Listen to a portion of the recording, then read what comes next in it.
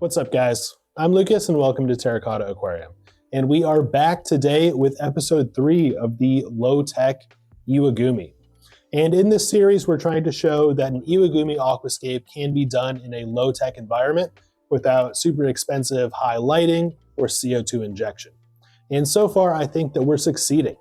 So in the first episode, we set up the substrate here and the hardscape and talked about all of the specific stones that are classic in an Iwagumi scape. And then we also set up all of the equipment. In episode 2, we did all of the planting. So we planted microsword, crypt parva, glossostigma, Monte Carlo, and dwarf hairgrass. And this is episode 3, where we're going to be adding some shrimp. And it's been about 4 weeks, I think a little bit under 4 weeks since we set this up. And I know that it doesn't look like that much has changed, but if we look closely, it's a different story. So before we go and add the shrimp, let's talk a little bit about how the tank is doing. So let's just go ahead and start in the backgrounds. Back there we have our microsword, and it's actually been taking its time to really start growing in well. It has just in the last week or so started sending off its first runners. But that's a good sign. I've seen a little bit of melts like I have on basically all of the plants, but I think the microsword is really getting to the point where it's going to begin to take off. And moving on to the crypt parva, I mean, crypts are pretty slow growing in general, but I've seen a few leaves, melt away, which is good for the overall growth of the plant. That just means that it is slowly converting to the conditions in here. I think it's just going to be kind of these persistent little bunches for a long time and then just slowly start propagating itself. And then right below that, we have the glossostigma. And the glossostigma, to my surprise, has actually been doing the best out of all of the plants. I had some comments in the last video saying glossostigma is a high-tech plant, and definitely it is.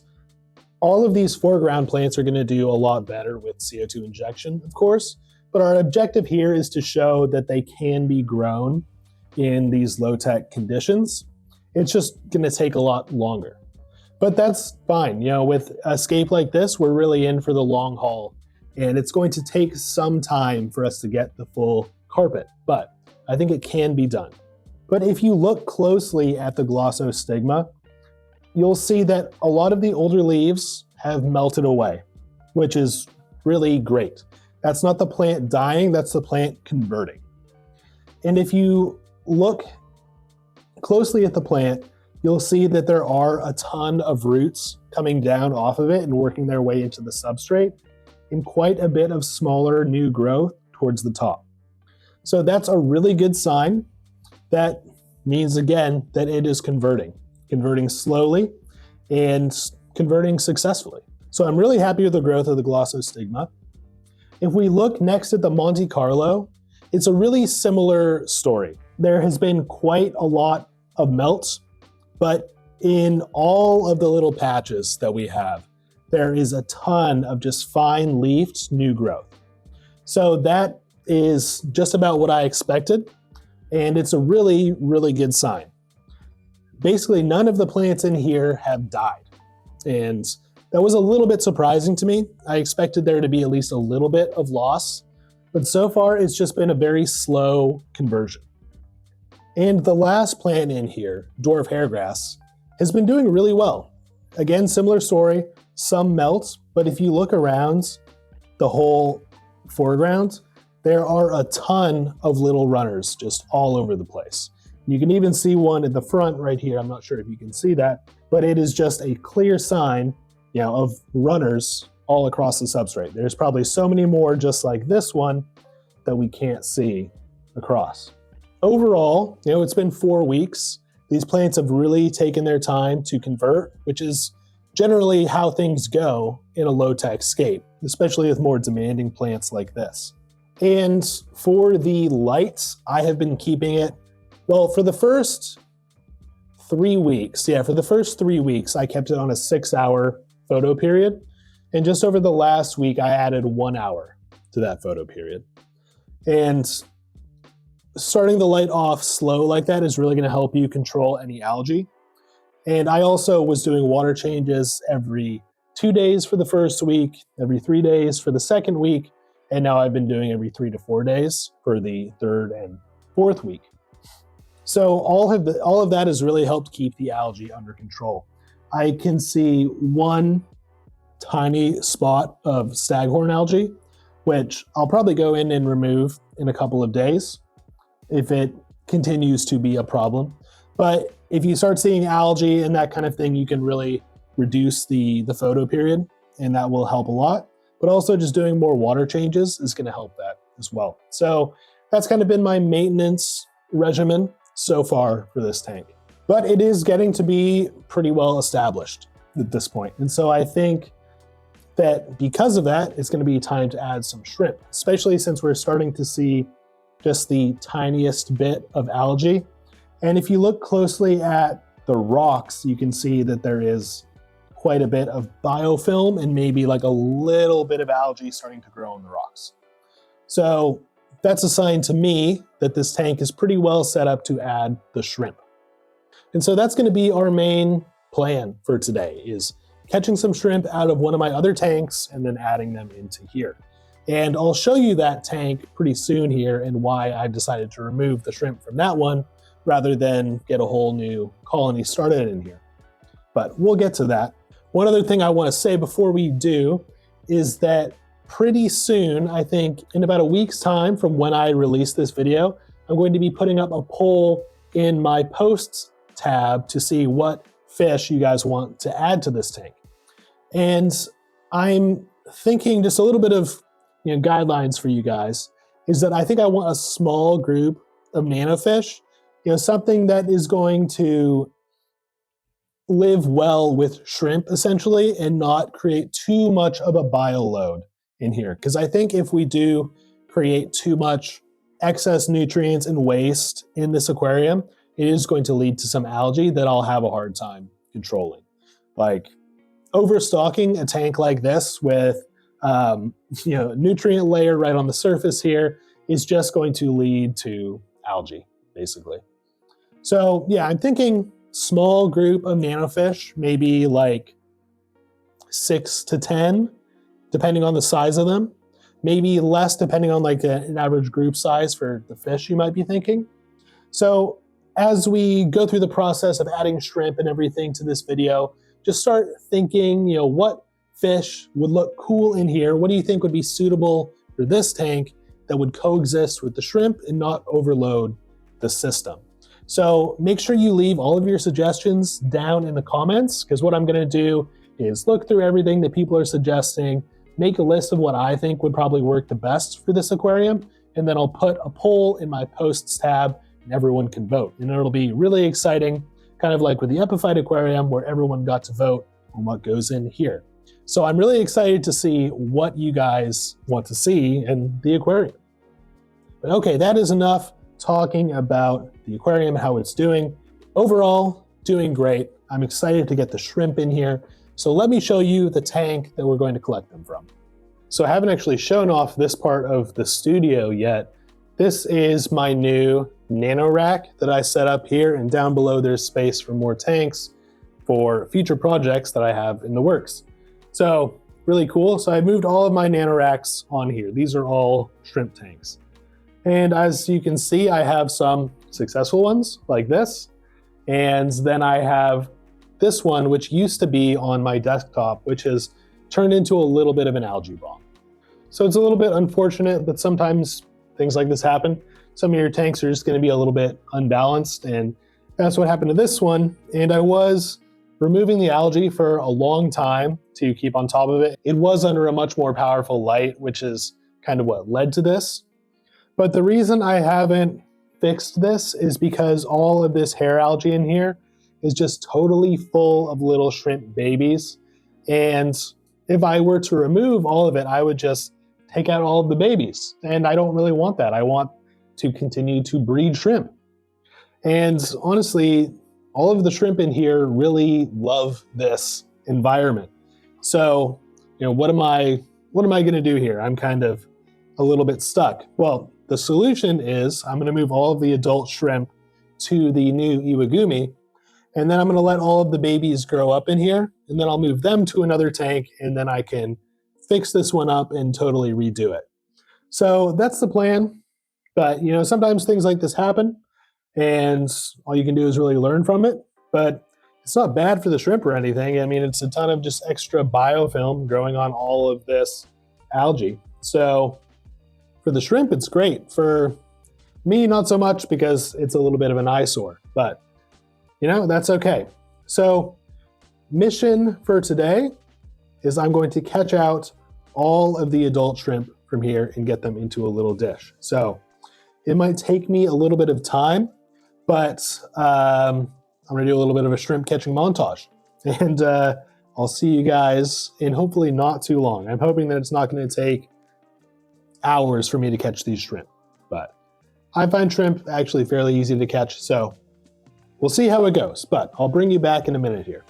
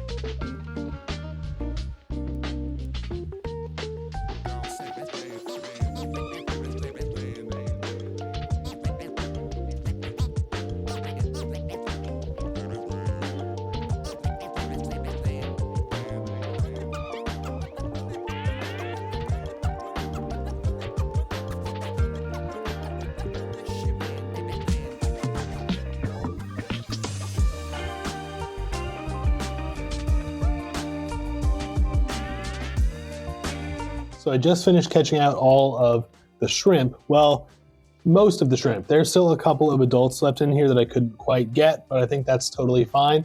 I've got a really good group in a bowl just sitting on a table over here. But before I show you them, I just want to see if I can get some footage of all of the little baby shrimp in here, because they're so cool and I want to try to show them to you if I can. So this might be a little bit hard with my camera, but maybe you can see that little guy right there. Try not to mess with the autofocus too much, but maybe if you look closely, you can see that this whole bush is full of little guys just like that, this bush of hair algae. Not the prettiest thing, but it is so cool to see that the little baby shrimp are thriving in here. Oh, and actually I see one more adult in here that I'll probably be able to get. I'm just gonna quickly do this, but maybe you guys can see. There we go, one more adult. Those little babies. And that's why I don't want to take this aquarium apart yet. It's because I have a whole nother colony in there growing into this algae. Is just so good for them. So here is the little group that I managed to catch out. I think there are 9 in here. One of them is pretty clear. So for shrimp people, that would be like a lower grade shrimp. But for me, you know, I'm happy just to have these guys and have them continue breeding and everything. And I think there is a pretty good group of males and females in here. So should be a nice little, you know, continuation of the colony that I've started in there. So I'm excited to add these guys. Okay, so now that I've got the shrimp in this little dish here, I'm going to drip acclimate them to this tank. And to do that, I've got a couple of things. I've got this bowl here that has a little bit more of the tank water that they came from. I just want to make sure there's enough space for the shrimp in here to chill out while they're acclimating. And to do the drip acclimation, I've got this little bit of airline tubing. So first things first, I'm going to add our shrimp into this bowl. So here we go. Shrimp are in the bowl. I'm just going to do one other thing to make them a little bit more comfortable while they acclimate. And that is going to be just to add this little bit of Amazon frog bit in here so that they have something that they can hold on to if they want. This will just prevent them from sliding all around on the bottom of the bowl. And it's just going to make them feel a little bit more comfortable for this process. Okay, so I've just moved the bowl a little bit closer to the tank here. And I have this airline tubing. I'm just going to check. Yep, it is going to be the right length. And a really easy way you can set up your airline tubing to basically be able to control the amount of drips for a drip acclimation is you can just tie a little knot in it, just like this. And now I'm going to set up the tube. I'm just going to clip it to the tank, just like that. I'm going to loosen the knot a little bit, then just suck on the end till the water starts coming through. You can see it's just barely starting to come through. And there, we're dripping.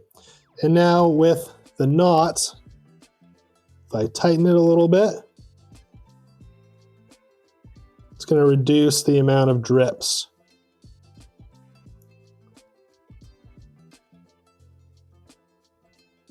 You can just tighten it until it's going pretty slowly. And I think I'm happy with that. It's a little over a drip a second, which is going to be just about perfect. And then I'm just going to put this into the bowl. If you want, you can clip this to the bowl. I think I might do that actually. All right, I got my other clip. That's kind of nice because I can actually see the drips coming out. Okay, so there we go. We've got our drip acclimation set up. And basically what I'm going to do is I'm just going to let this run until the water has at least doubled. So it might be an hour or two, but a nice slow drip acclimation is good. The only thing to be concerned about when doing this is that if your room temperature is quite a bit lower, you might want to speed up the drip acclimation once it has been going for a while, just to make sure that the temperature of the shrimp, the water that the shrimp are in, is going to be the same as your tank when you end up adding them. That's really the only time people have problems with drip acclimation, is if they don't realize that the temperature is getting quite a bit lower due to their room temperature. But you might be wondering why I'm doing this in the first place. Well, the water parameters in this tank versus the tank where these guys came from is going to be quite a bit different, mainly due to the substrate and the water volume. Just the amount of nutrients, the water hardness, all of that kind of stuff is going to be different. And shrimp can be pretty sensitive when they're being moved to different tanks, or especially if you get them at the store and then you bring them home. In my experience, it's always better to drip acclimate rather than acclimate shrimp like you would with a fish. Fish are going to be a lot hardier when it comes to acclimating them to your own home. So anytime I've drip acclimated shrimp, I've had a much better time than if I have acclimated them more quickly.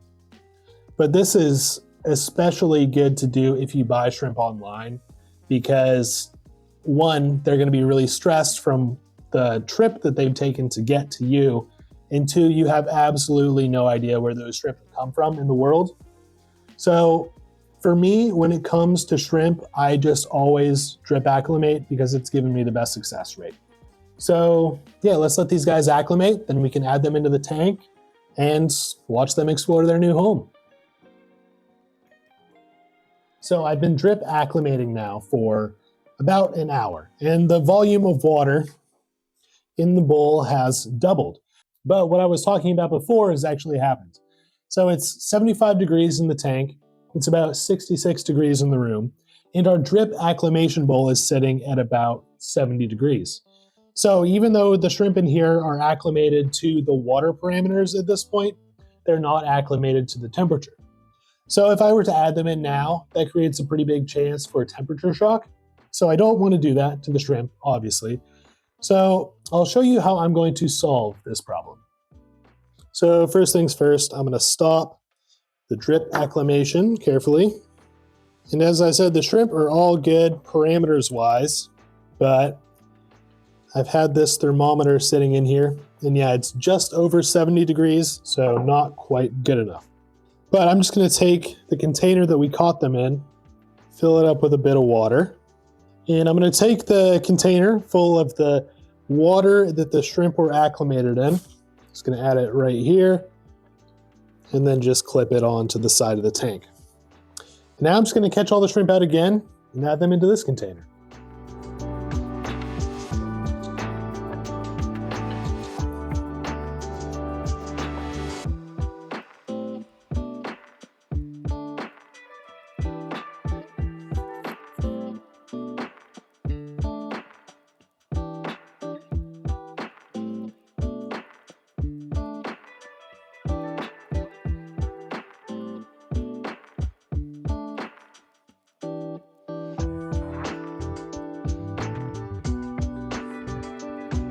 All right, well, here is our little colony ready to be added. I'm going to give them 30 minutes or so at this point to just make sure everything is the right temperature. I'm glad that I caught that little difference there because that could have been pretty bad for the shrimp. So it just goes to show, make sure you double check everything, as you're acclimating, temperature especially. And they've had lots of time to acclimate, so another 30 minutes, it should just be a flawless introduction to the tank. So I'm pretty excited. See you in 30 minutes. Okay guys, so the temperatures are all matching. We're totally acclimated and good to go. Let's add them into the tank. All right, here we go. I think they know it is time. Here we go. New colony of cherry shrimp.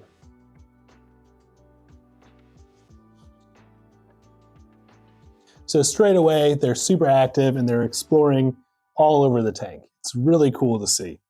And it's so exciting to finally have some life in here, besides the plants, of course. But yeah, I've been waiting kind of like 4 weeks to add these shrimp, so it makes me really happy to have them in here. And it's going to be fun to see how their colony starts developing over the next couple of weeks. But these guys are going to do a really important job in this tank as well. They're going to be going around eating up all of the biofilm and stuff that grows on the dead bits of plants and on the rocks, and they will eat some of that dead vegetation and that kind of stuff, like the leaves that have melted back as the plants are acclimating to their new environment. So they're going to be really helpful. And I really expect them to just thrive in here as they work away and do their little job.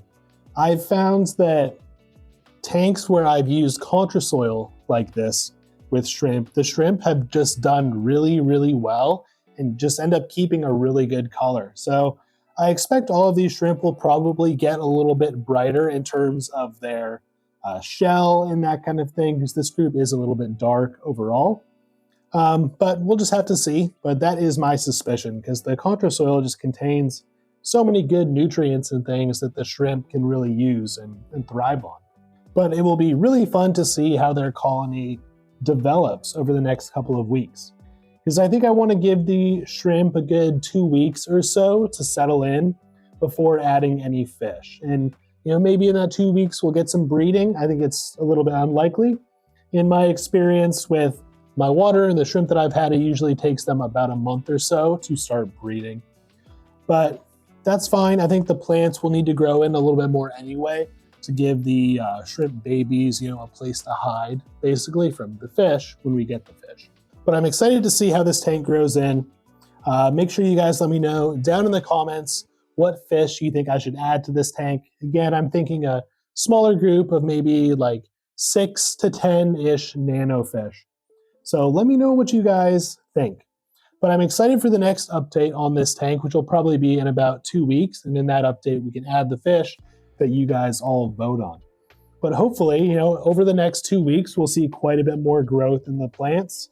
I think everything is sort of at the point where it has really started to root in well, and it's just going to start growing and growing. But over the next 2 weeks, I'm not going to change too much. I think now that the shrimp are in here, I don't want to be doing water changes as much. So I'm probably going to do like a 10% once a week for the next 2 weeks and kind of play it by ear. But also, I'm not and I have not been adding any fertilizer to this tank, especially now that the shrimp are in here. Fertilizer and shrimp, in my experience, do not really mix at all. So I'm really focusing on keeping nutrients out of the water column and really just in the substrate. So I might add some root tabs in the next episode. I'm kind of thinking about it. I don't think I really need to bulk up any of the nutrient levels in the substrate yet, but as the plants grow, I think that's going to be kind of my quarterly fertilization method for this tank, is root tabs every couple of months. So I may add some in the next episode. I'm going to think about it. Let me know in the comments if you guys think that's a good idea or not. But yeah, that's my plan for the next couple of weeks. And I'm really excited to have the shrimp in here, but I'm also really excited to get some fish in here. So make sure that you guys stay tuned for that episode. And if you haven't caught up on the rest of the playlist on episode 1 or 2, make sure that you guys check that out. But thank you guys so much for watching. If you liked the video, don't forget to give it a like and make sure that you're subscribed to see more updates. Thanks guys. I'll see you in the next one.